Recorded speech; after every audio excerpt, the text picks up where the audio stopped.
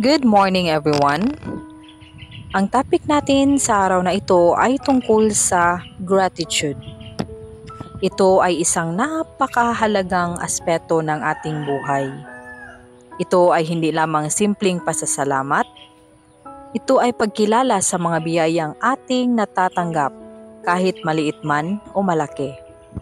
Kung nais mong maipakita ang gratitude araw-araw, narito ang ilang paraan. Una, kapag bumangon ka sa umaga, maglaan ng ilang saglit para magpasalamat. Isipin ang mga bagay na iyon ang natatanggap, ang init ng araw, ang pagkakaroon ng pamilya, o ang simpleng pagkakataon na mabuhay. Isulat ang iyong pasasalamat. Magkaroon ng gratitude journal. Isulat araw-araw ang mga bagay na iyo'y pinasasalamatan.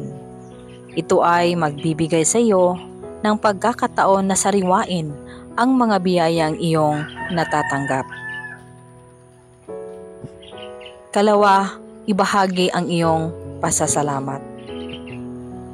Huwag mong itago ang iyong pasasalamat. Sabihin ito sa mga taong nagbibigay sa iyo ng kasiyahan o tulong. Mag-send ng simpleng mensahe o note para iparating ang iyong pasasalamat. Pangatlo, meditasyon tungkol sa pasasalamat.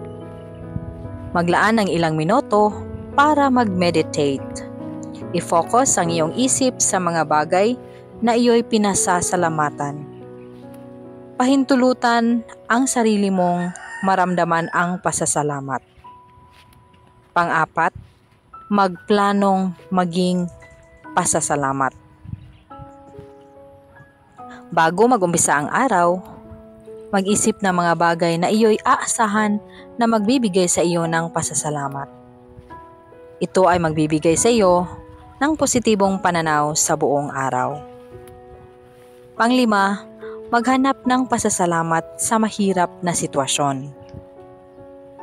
Sa mga pagkakataon ng pagsubok, hanapin ang mga bagay na iyo pa ring pinasasalamatan. Kahit sa gitna ng problema, mayroon pa ring mga biyayang nakapaligid sa atin. Pang-anim, mag-inspire sa iba.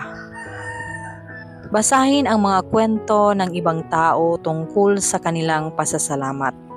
Ito ay magbibigay sa iyo ng inspirasyon at magpapalakas ng iyong sariling gratitude. Kaya't simulan na natin ang pagpapakita ng gratitude araw-araw. Hindi lang ito makakapagpasaya sa atin, kundi magbibigay rin ng positibong epekto sa ating kalusugan at relasyon.